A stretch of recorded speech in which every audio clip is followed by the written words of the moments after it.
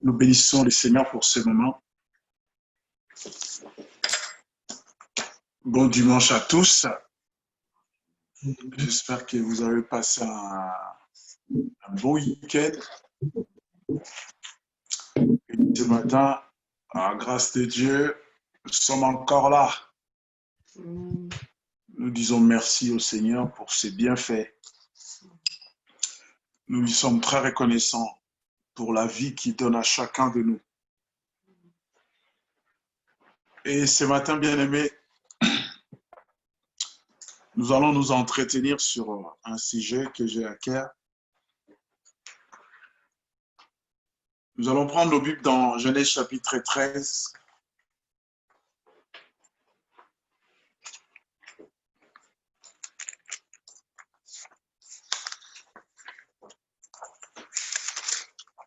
Genèse chapitre 13.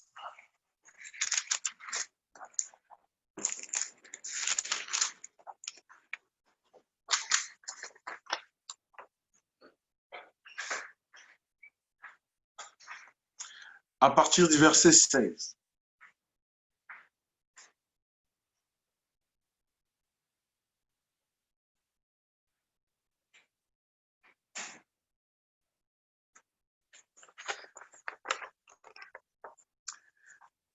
Je vais faire la lecture.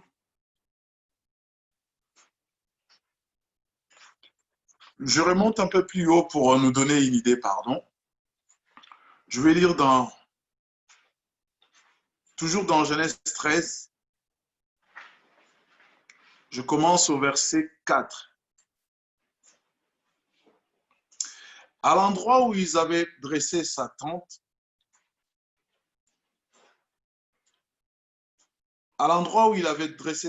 au commencement entre Bethel et Haï, à l'endroit où était l'autel qu'il avait fait précédemment, et là, Abraham invoqua le nom de l'Éternel. Lot qui accompagnait Abraham avait aussi des petits et des gros bétails, ainsi que les tentes. Les pays étaient insuffisants pour qu'ils restent ensemble, car leurs biens étaient si considérables qu'ils ne pouvaient rester ensemble. Il y eut querelle entre les bergers des troupeaux d'Abraham et des bergers des troupeaux de Lot. Les Cananéens et les Phérésiens habitaient alors le pays. Abraham dit à Lot, qu'il n'y ait pas, je t'ai pris, de dispute entre moi et toi, ni entre mes bergers et tes bergers, car nous sommes frères. Tout le pays est devant toi, sépare-toi donc de moi. Si tu vas à gauche, j'irai à droite. Si tu vas à droite, j'irai à gauche. Lot leva les yeux et vit toute la plaine de Jourdain qui était entièrement irriguée avant que l'Éternel détruise Sodome et Gomorrhe. C'était jusqu'à Tsoar, comme un jardin de l'Éternel, comme le pays d'Égypte. Lot choisit donc pour lui toute la plaine de Jourdain et partit vers l'est. C'est ainsi qu'ils se séparèrent l'un de l'autre. Abraham habita dans le pays des Canaan et Lot habita dans les villes de la plaine et dressa ses tentes en direction de Sodome. Les gens de Sodome étaient fort mauvais et pécheurs envers l'Éternel. L'Éternel dit à Abraham, je vais sauter, je rendrai ta descendance comme la poussière de la terre, en sorte qu'on ne pourra pas plus la compter, car l'on ne peut compter la poussière de la terre. Lève-toi, parcours le pays en long et en large, car je te le donnerai. Abraham dressa ses tentes et vint habiter au chêne de Mamré. À côté d'Hébron, il bâtit là un autel à l'Éternel. La parole du Seigneur. Bien-aimés dans le Seigneur, ce matin, je voudrais nous entretenir sur ce texte. Je pense que nous avons l'idée, parce que le Seigneur nous avait fait la grâce de pouvoir parler sur la vie d'Abraham. Et lorsque nous avons parlé sur la vie d'Abraham, ensemble, nous avons vu comment cet homme est sorti de sa patrie, comment il s'est promené, comment il a commis des erreurs, comment il s'est rattrapé. En sortant de son pays, il est sorti avec son neveu, avec sa femme, ses serviteurs, ses servantes, avec ses biens. Il est parti. Il est parti parce que l'Éternel l'avait dit de partir. L'Éternel l'avait dit de sortir. Et comme il avait compris la voix de Dieu, il est... Mais en partant, bien aimé, cet homme, il venait de sortir d'une nation, d'un pays, d'une famille où la religion battait son record. Ils étaient soumis aux dieux étrangers. Ils devraient faire des rites, se soumettre à des idoles, à des statues. Lorsqu'il sort, malgré qu'entendant la voix de Dieu, mais Abraham n'avait pas encore perdu ses habitudes religieuses. Il se retrouve avec son neveu Lot en Égypte. Vous connaissez l'histoire. Il ressort de l'Égypte. C'est là où le problème commence avec les bergers, ses bergers et les bergers de son neveu. Et Abraham, étant que père, il appelle son neveu. Fiston, viens, écoute-moi, nous sommes une famille. La famille est sacrée. Nous devrions garder les valeurs familiales. Et en cela, il ne faudrait pas que nous donnions l'occasion au diable de pouvoir nous inciter, de pouvoir nous soulever l'un et l'autre. En cela, je te propose, voilà, le pays est là devant nous. Tout est à nous. Choisis là où tu veux y aller. Si tu prends la direction de droite, je prendrai celle de gauche. Mais pourvu que nous nous séparions, déjà l'endroit où nous sommes est devenu petit. On ne peut pas se contenir. En cela, pour un meilleur épanouissement, pour une meilleure évolution, choisis un endroit où tu seras en paix avec tes bergers, avec tes servantes et tes serviteurs, et moi aussi de même. Bien-aimé, la démarche d'Abraham dans ces contextes est pour sauver sa famille et pour la paix. Abraham ne se sépare pas avec Lot parce que Lot est sorcier, ni les bergers de Lot. Abraham ne se sépare pas avec Lot parce qu'ils se sont disputés. Abraham ne se sépare pas avec Lot parce que dans sa tête, il pense que Lot lui met des croches-jambes. Mais Abraham se sépare de Lot à cause d'un problème social qui ne les lie directement ou indirectement, je dirais, par rapport à leur berger et par rapport à ce qu'ils avaient comme richesse, c'est-à-dire le bétail, je voulais dire. Et pour partager les pâturages, Abraham, il dira à son frère, à son neveu, tiens, choisis là où tu veux, pourvu que la famille reste. Bien-aimés, ce matin, je voudrais nous parler de quelque chose qui est très important que des fois nous oublions. Je voudrais nous parler de Mamré ou Jourdain. Mamré ou Jourdain.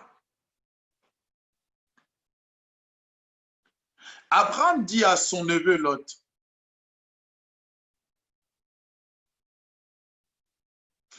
au verset 9, tout le pays est devant nous. Tout le pays est devant nous. Sépare-toi donc de moi. Si tu vas à gauche, j'irai à droite. Si tu vas à droite, j'irai à gauche. Lot leva les yeux et vit toute la plaine du Jourdain qui était entièrement irriguée. En cela, bien aimé, si nous pouvons mettre entre parenthèses le choix. Bien aimé, les choix d'aujourd'hui dépendent de notre avenir. Les choix que nous faisons aujourd'hui, bien aimé, dépendent de l'avenir de notre progéniture. Les choix que nous faisons aujourd'hui, bien aimé, dépendent de ce que nous allons vivre demain. Lot, un jeune homme, étant qu'un jeune homme alluré, étant qu'un jeune homme moderniste, étant qu'un jeune homme à la page, il vit les chaînes, il vit, la plaine des Jourdains.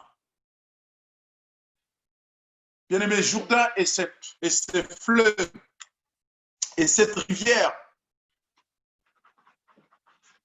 qui, pendant la moisson, débordait et l'eau qui débordait après la mousson, cela fertilisait la terre. L'alluvion fertilisait la terre. Et il y avait une belle culture, un beau pâturage, un endroit beau à vivre où ces troupeaux auront de la nourriture, ces serviteurs auront de l'espace.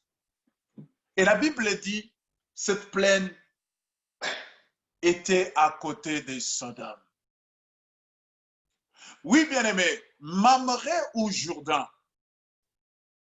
Et le vieux Abraham, il prend Mamré sans discussion, ni contestation. Les chaînes de Mamré, les chaînes de montagnes. Le Mamré, c'est de formes d'arbres, comme le baobab, mais c'est pas vraiment grand, mais c'est des gros arbres. Et c'était une chaîne. Et Abraham choisirait.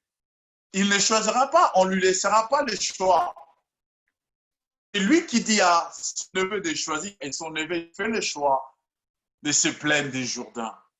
Et à un père, à un sage, il y va, sans se poser des questions, il y va. Bien aimé, Mamré veut dire la vigueur, la force ou la bon point. Abraham, il prend Mamré. Mamré qui, aux yeux des hommes, la conception humaine, à Mamré, il est inhabitable. C'est comme un désert, un lieu sans vie.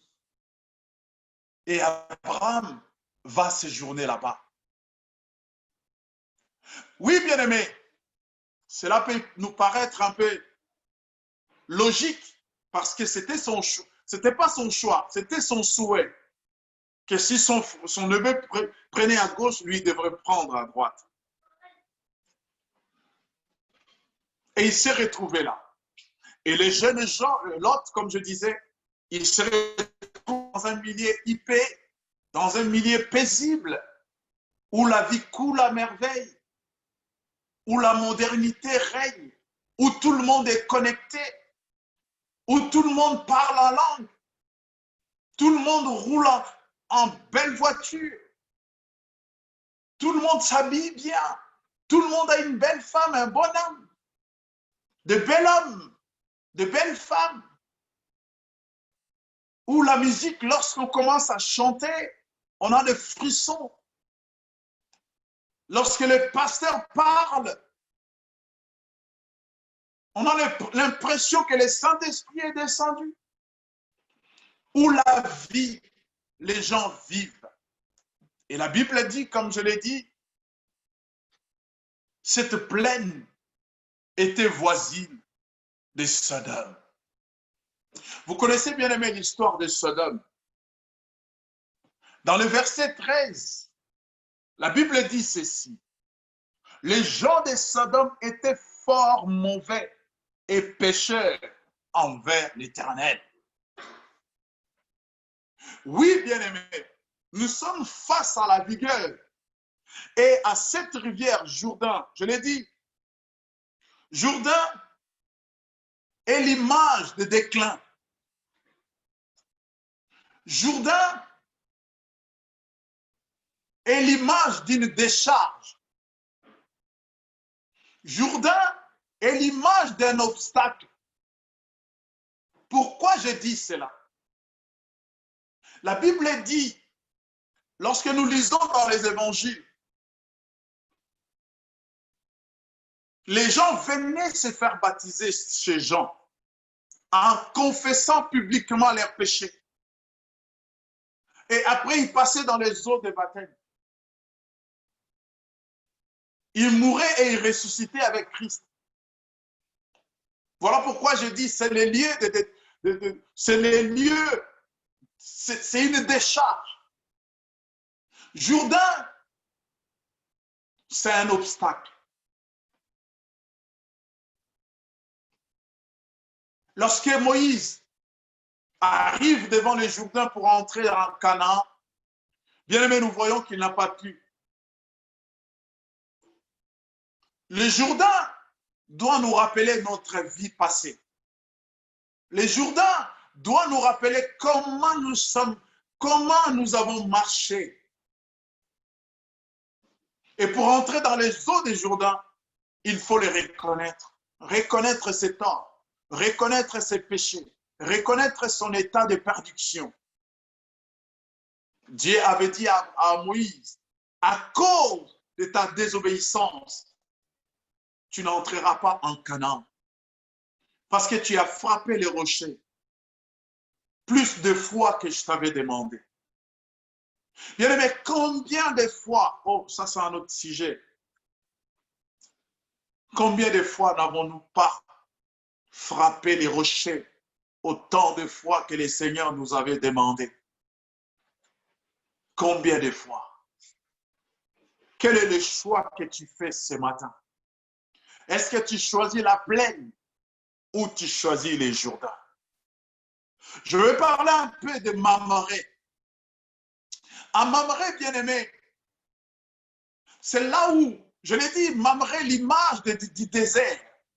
À Mamré, lorsque nous sommes dans Genèse chapitre 18, à Mamré, c'est là où, en pleine chaleur, Abraham est sorti pour se reposer.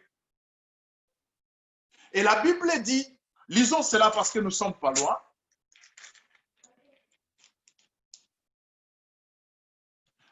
Genèse 18, verset 1.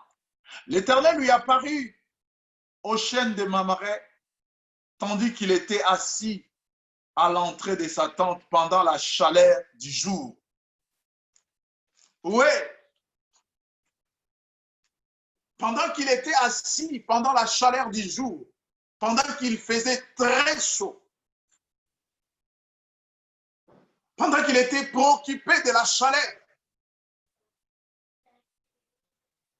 pendant qu'il se posait des questions, je m'en vais vers mes pères, mais l'héritier dont m'a promis le Seigneur, je ne l'ai pas toujours.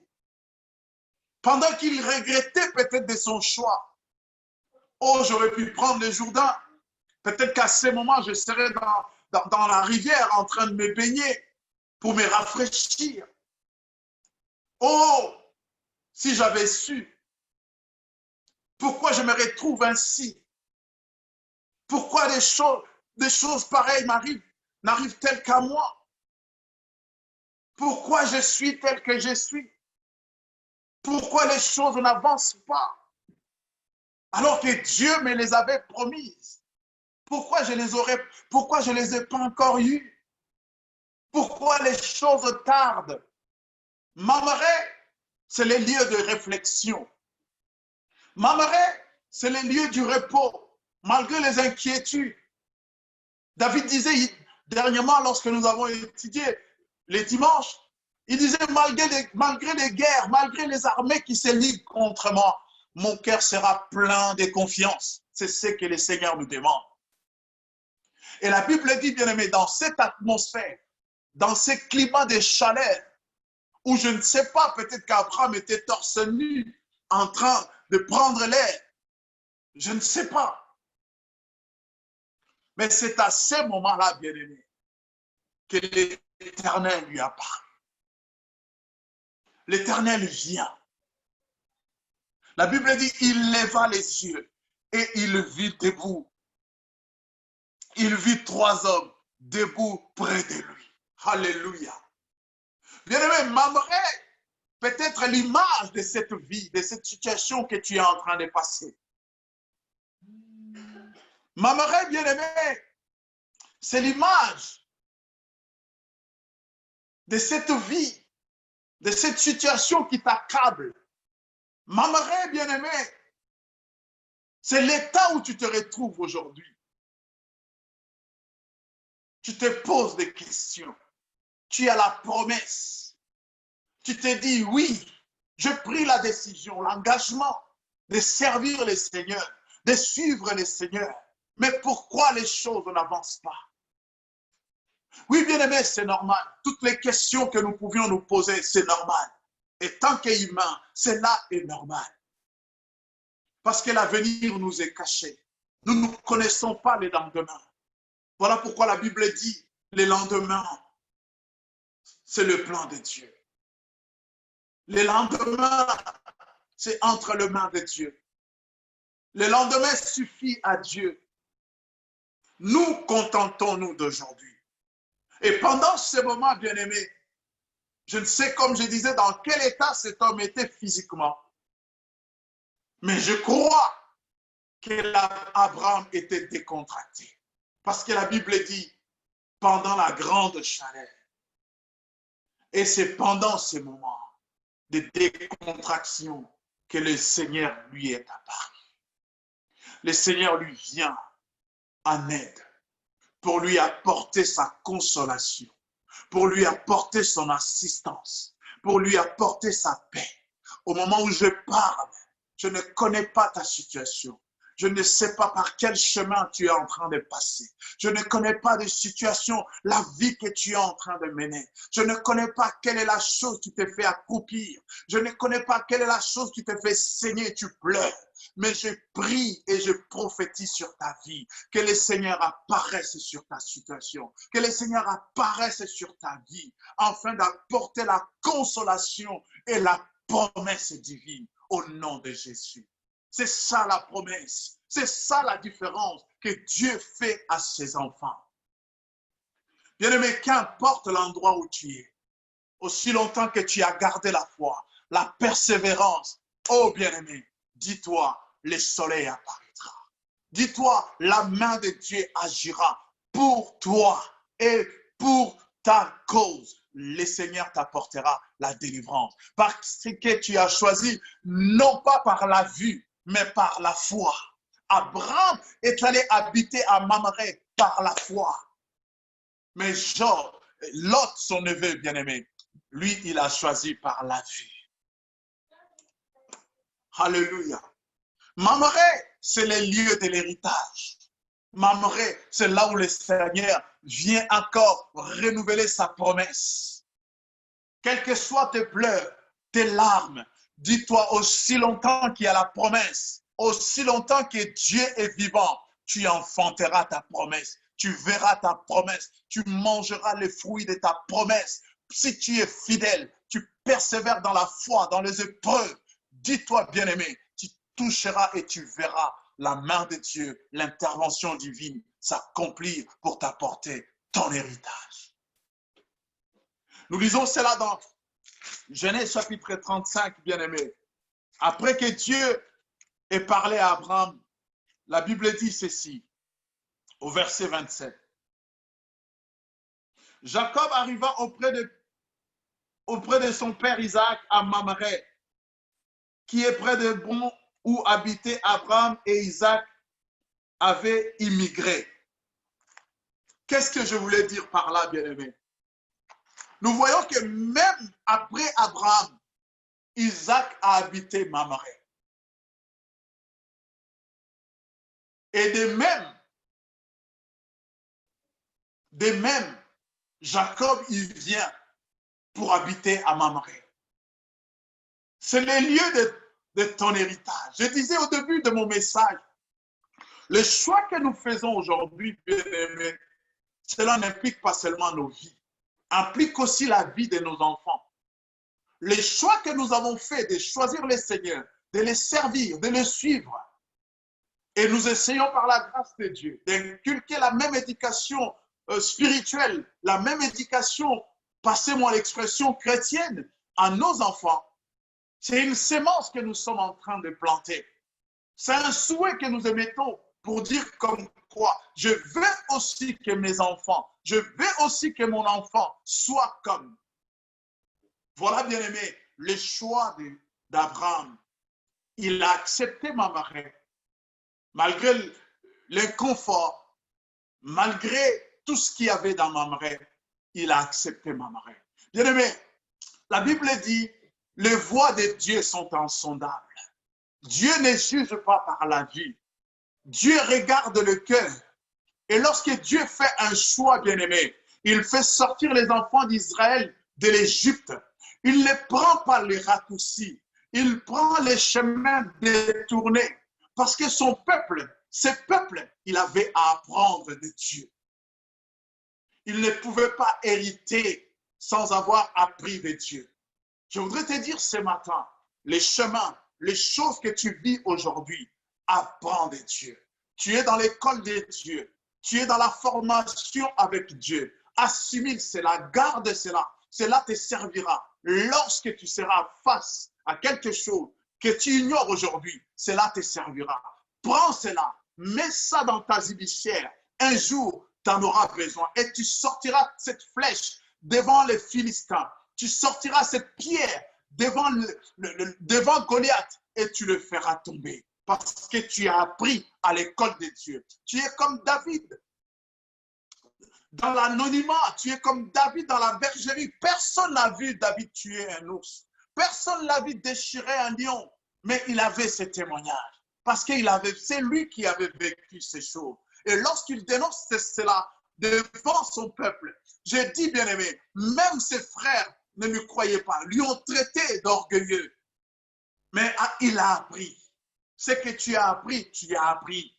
Bien aimé, la connaissance qui vient de Dieu, cette connaissance ne ment pas. Cette connaissance ne nous amène pas dans l'orgueil. Cette connaissance, lorsque nous apprenons de Dieu, c'est pour nous servir dans l'avenir.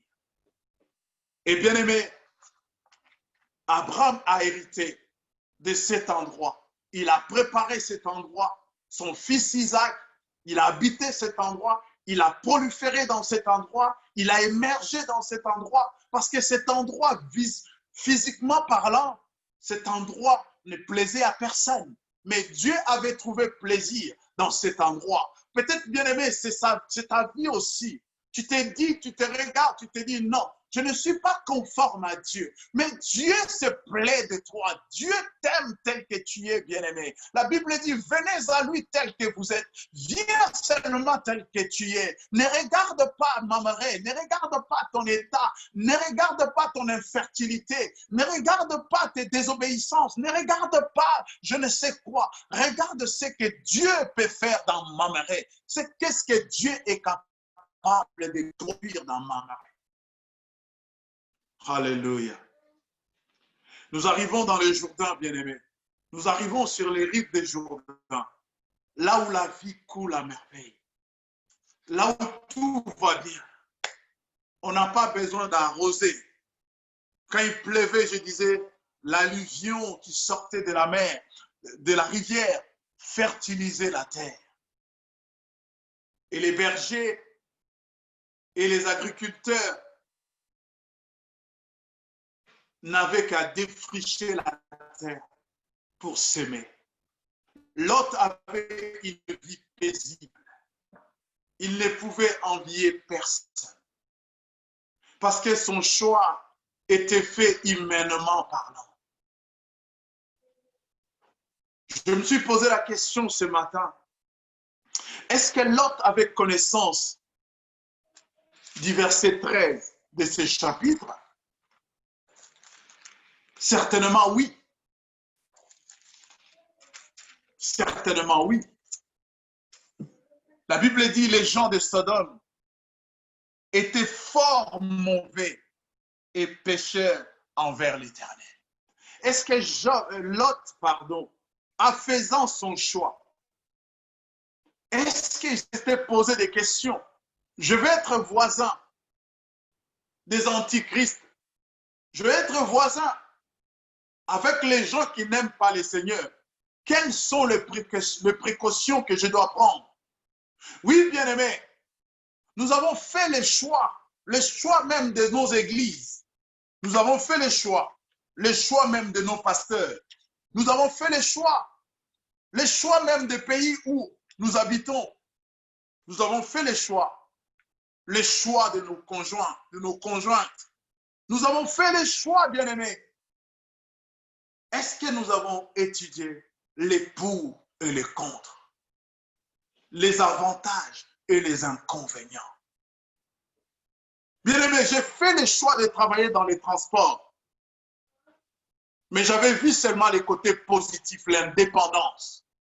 Mais je n'ai pas poussé ma réflexion loin pour voir aussi les côtés pénibilité. Peut-être c'est ton cas, bien-aimé.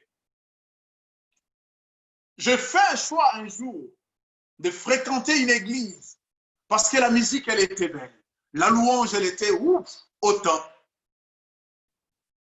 La salle, elle était bien décorée. La chorale aux anges. Le pasteur, c'est un homme élégant, éloquent. Tout était bien organisé. Dans cette église, on ne parle pas d'argent. On n'entend même pas. Tout coule comme sur des roulettes. Et je fais le choix d'y rester. Parce que j'en avais marre d'entendre tous les dimanches. On arrive à la fin du mois. Nous n'avons pas de quoi payer la salle. Ah, mais ici, je n'entends rien. Et je fais le choix d'y rester. Je fais le choix d'avoir une femme qui a une peau mate. Parce que j'aime la peau mate. Je fais le choix d'avoir une femme grande. Parce que j'aime les femmes grandes. Je fais le choix d'avoir une femme petite. Parce que j'aime les femmes petites. Une femme en peau claire. Parce que j'aime les métisses. Je fais le choix d'épouser telle ou telle personne parce que j'aime. Mais je n'ai pas poussé ma réflexion loin dans mon choix. Je n'ai pas vu le contre, je n'ai vu seulement le pour. Je n'ai pas vu les inconvénients, je n'ai vu que les avantages. Je fais le choix d'habiter dans ces pays, dans cette contrée, parce qu'il y a trop beaucoup de compatriotes. Je fais le choix de me mettre un peu à l'écart de mes compatriotes. Je fais le choix d'habiter loin de ma communauté. Nous avons tous fait les choix, bien-aimés. Consciemment ou inconsciemment, nous avons tous fait les choix. Je ne sais pas quel était ton choix, mais le choix de Lot, c'était le plein de Jourdain. Et lorsque nous lisons l'histoire de cet homme bien-aimé, l'histoire de cet homme est riche en rebondissements. Lot est l'image de ces chrétiens comme toi et moi. Ces chrétiens imprudents. Ces chrétiens qui mettent tout sur le compte de Dieu. Ces chrétiens qui ignorent que Dieu leur a donné la tête pour réfléchir. Ces chrétiens qui n'ont plus de jugement. Qui, lorsque tu essayes de faire une analyse, de poser une question, ils te balancent des versets que nous connaissons. Ne touchez pas à mes voix. Qui es-tu pour juger? Alors que la Bible déclare, moi la sagesse, j'ai pour demeure la réflexion et je possède la science du discernement. Non, le contraire. Moi la sagesse, j'ai pour demeure le discernement et je possède la science de la réflexion. Et la Bible dit dans les épîtres de Pierre, ajoutez à la vertu la connaissance. Il faut connaître. Pour connaître, il faut se poser des questions. Il faut étudier la chose, la circonstance ou les événements. Cet homme, il fait un choix. Comme je l'ai dit, n'a-t-il pas été au courant que les gens de Sodome étaient fort mauvais et pécheurs? Mais il a choisi quand même, sciemment, en disant que le Seigneur prend soin des siens. La Bible dit, nous sommes au milieu de loups, mais vivons et soyons prudents comme les serpents. Je vais être à côté de Sodome, mais prudent comme les serpents. Bien-aimé, Job n'était pas un païen. À l'heure actuelle, je dirais ceci, Job n'était pas un païen. Il connaissait les dieux de son oncle. Il a vu les dieux de son oncle opérer dans la vie de son oncle. Il a vu les dieux de son oncle donner la victoire à son oncle. Il avait connaissance de l'Éternel. Mais Job, Lot, pardon, pourquoi j'ai dit Job? Lot, il avait un problème. Nous avons étudié la nouvelle naissance, bien-aimé, et j'avais insisté pour dire que la nouvelle naissance est un processus. On ne naît pas un jour et on devient directement adulte. La nouvelle naissance, c'est un processus. Certainement, Lot était juste. À l'époque, ceux qui appartenaient, ceux qui croyaient à Dieu, on les appelait justes. Mais Lot, il s'est arrêté quelque part dans sa vie et il a refusé d'évoluer à cause de son choix. Et lorsque le Seigneur prend conscience, lorsque le Seigneur décide de détruire Sodome et Gomorrhe, la Bible dit, il se souvint. Les choix que nous faisons aujourd'hui, bien-aimés,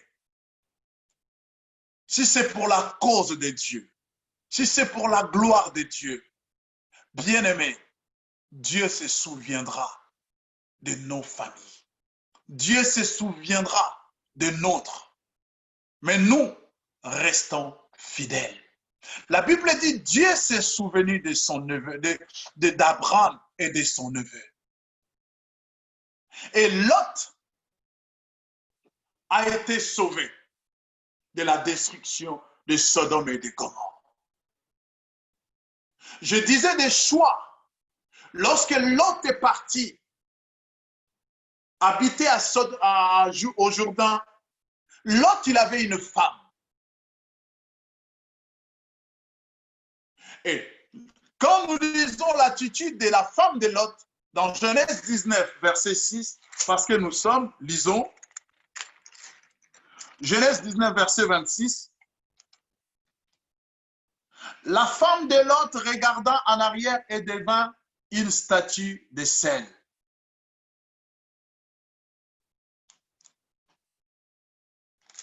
Alléluia.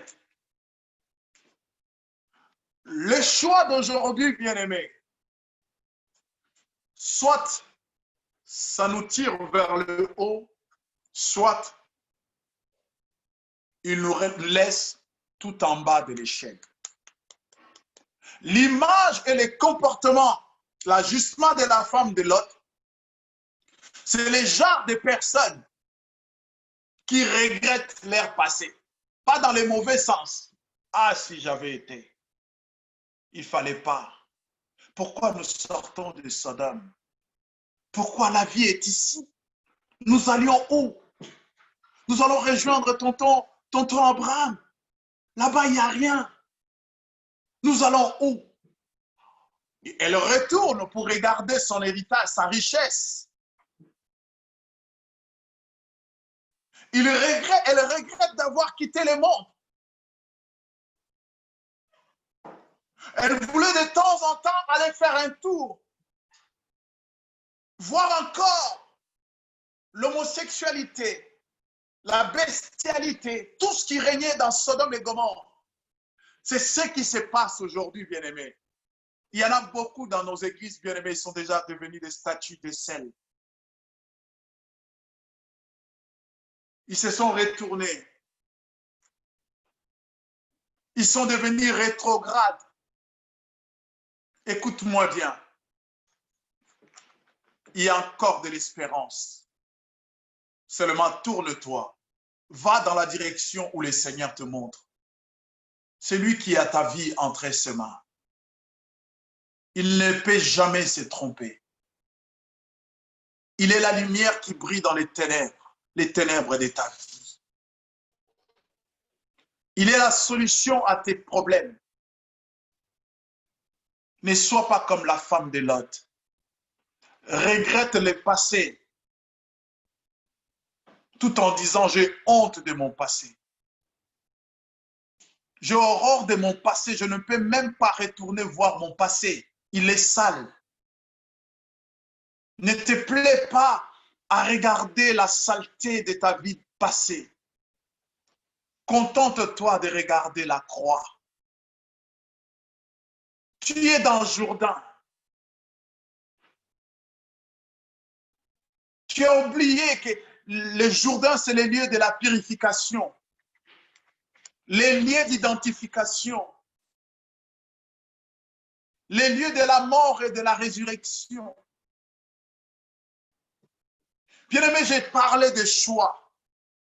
Nous avons vu dans Genèse 19, 26, le choix de la femme de Job.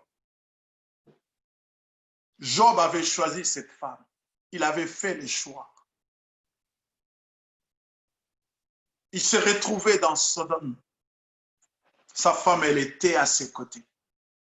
Nous n'avons pas vu sa femme intervenir pour interdire à Job, à Lot, pardon. Pourquoi j'ai dit Job? À Lot, n'y va pas là-bas. Allons de l'autre côté. Ô femmes, ô femmes. Je voudrais parler un instant aux femmes. Je sais, je suis un homme. Vous savez, chères bien-aimées femmes, lorsque Dieu vous a créé, il ne vous a pas créé dans une position subalterne, inférieure à l'homme. La Bible dit, Dieu créa l'homme et la femme. Mais c'est dans la formation, là où il y a différence.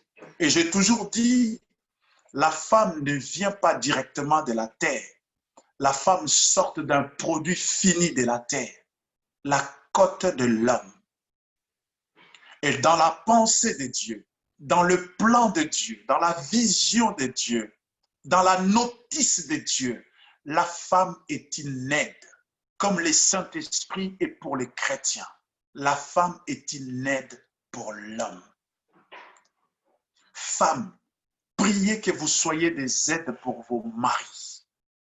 Ne priez pas seulement que vous les aimiez. Priez aussi que vos maris vous acceptent comme aide.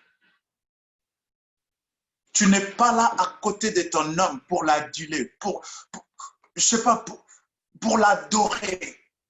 Tu es là pour l'aider. Et tant qu'homme, je sais ce que je dis. des fois, il nous arrive de prendre des décisions, de prendre des positions qui, à la fin, nous coûtera cher.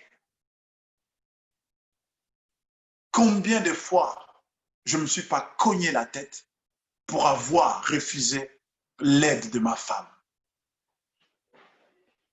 Ça, je le reconnais.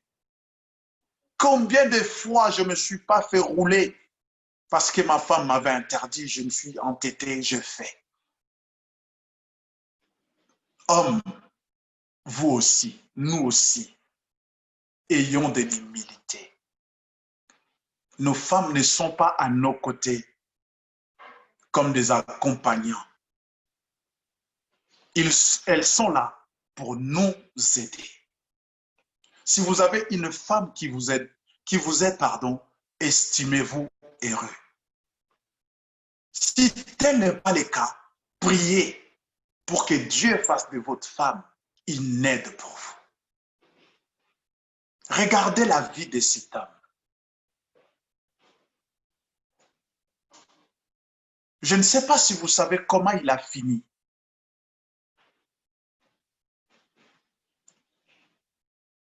Dans la vie de cet homme, lorsque nous arrivons au niveau de sa femme, moi je fais le parallèle avec la femme de Job. Mais sauf que la femme de Lot, on ne l'a pas entendu beaucoup parler. Elle n'est pas jacasse, mais elle est très mauvaise. Elle est matérialiste. Elle est mondaine.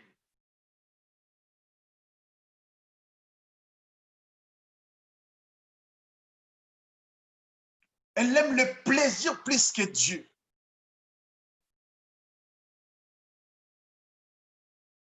Hommes, c'est vos prières, c'est nos prières.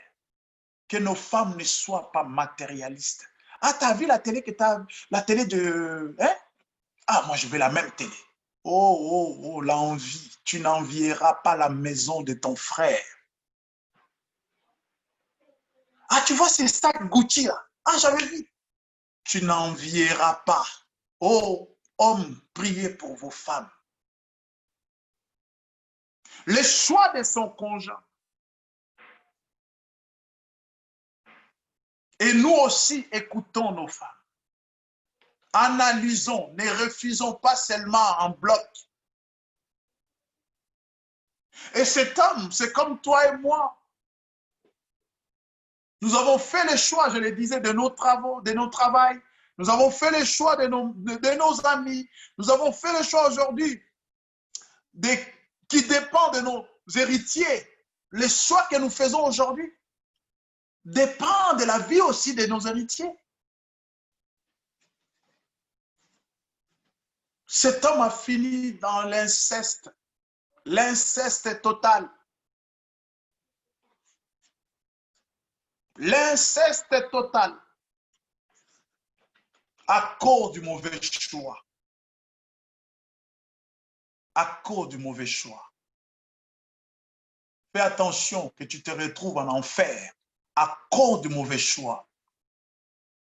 Bien-aimé, j'ai déjà eu des gens au téléphone. Ils ont pris les RRD en direction de Melun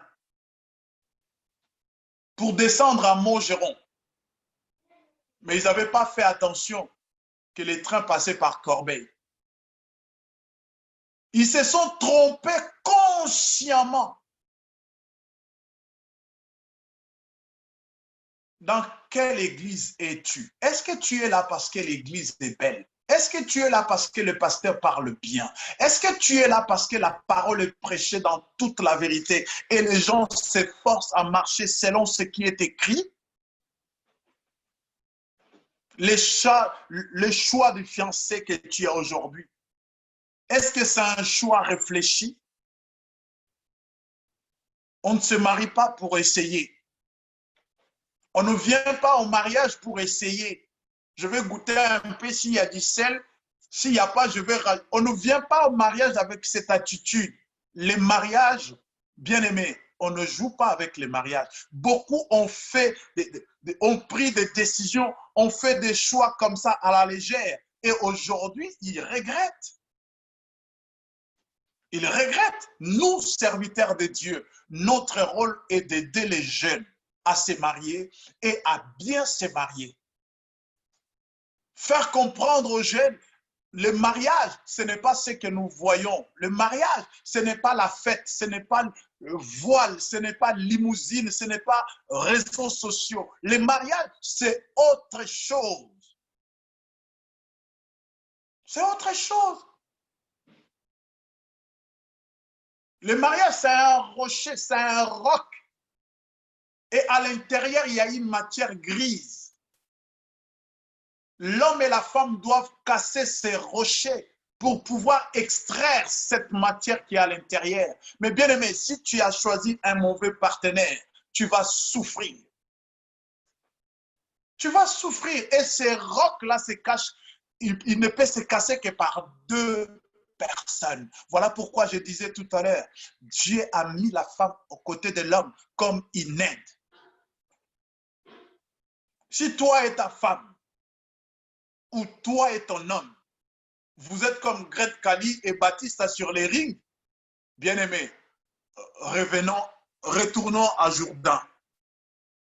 Retournons à Jourdain. C'est que le choix était mauvais. Mais il y a encore de la chance parce que Jourdain est disponible. Jourdain, l'image de la croix, la mort et la résurrection. Là où on décharge tout, là où le Fils de Dieu a dit, tout est accompli. Je disais, je vais souligner un truc, Jésus n'est pas venu au Jourdain pour se purifier de ses péchés. Il est venu au Jourdain pour se conformer à ce qui était écrit et pour nous laisser les traces de ce que nous devrions faire. Oh, le choix, Mamré ou Jourdain, n'aime pas une femme ni un homme parce qu'il est beau, elle est belle. Aime quelqu'un, dis à Dieu, Seigneur, donne-moi une femme qui a un cœur. Donne-moi un homme qui a un cœur. Si toi tu as un cœur, l'autre n'a pas un cœur, tu vas baver. Peut-être qu'il t'est déjà arrivé de baver, de dire, aux âmes à ma casse, hein, tu as un cœur dur. Tu n'as pas besoin de la physionomie de la personne, tu as besoin d'un cœur. Bien aimé, si ce cœur-là est très difficile, voire même impossible à s'ouvrir à Dieu, a fortiori à toi, Dieu travaille avec le Saint-Esprit qui a le ministère de convaincre. Mais les gens n'arrivent pas à changer le cœur. Et tu penses que toi, tu peux changer un cœur que Dieu n'a pas changé? Le choix. Pourquoi je dis cela? Parce que le diable est un menteur. Et le diable aujourd'hui travaille dans beaucoup d'églises. Les gens rencontrent des diables et des diablesses dans nos églises. Lorsque tu es dans un coin comme Abraham, tu es en train de prendre l'air, tu te poses la question, est-ce que celle-là, elle est chrétienne? Est-ce que celui-là est chrétien? Tu l'as trouvé où? À l'église, pas à Château-d'Eau ni à Château-Rouge. Pas dans la rue, tu l'as trouvé à l'église, à la chorale même, à l'intercession, pour aller encore plus loin, à la prédication. Mais tu arrives à la maison,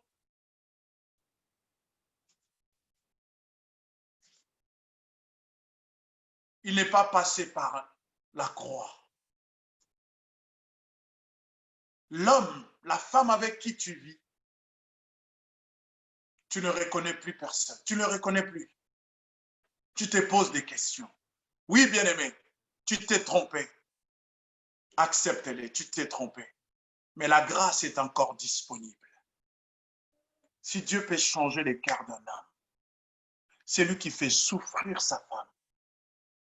Si Dieu peut te toucher maintenant, au nom de Jésus, si Dieu peut changer le cœur d'une femme qui fait souffrir son homme, je le demande au nom de Jésus.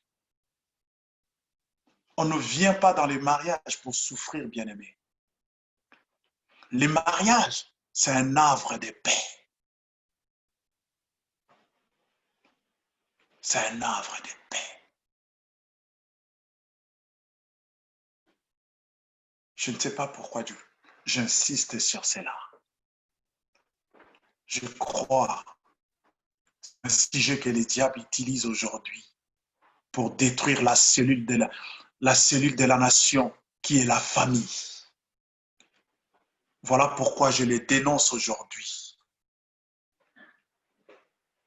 Bien-aimés, n'entrez pas dans les liens de mariage si vous n'êtes pas préparés, si vous avez des doutes.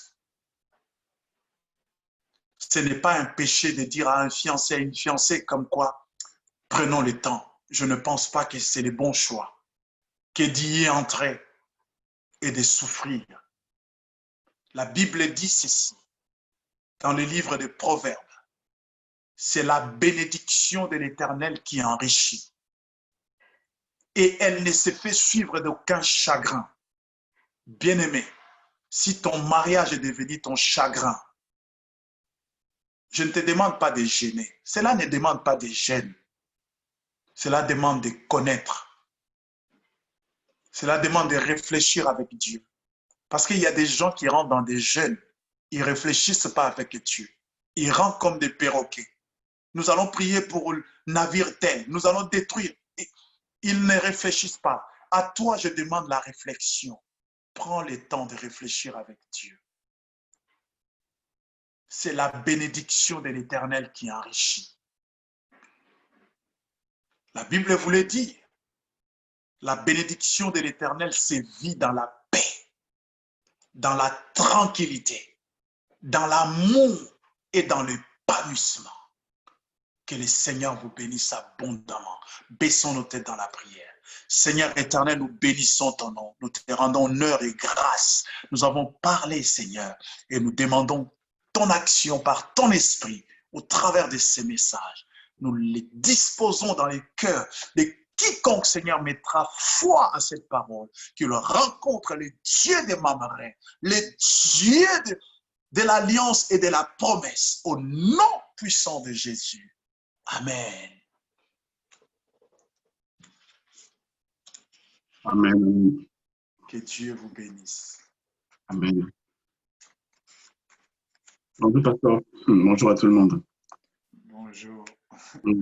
J'ai un sujet, je voulais même pour une minute, que l'on prie pour ma mère. Dieu lui ait fait grâce aujourd'hui d'avoir 82 ans. Je voulais rendre hommage à Dieu pour...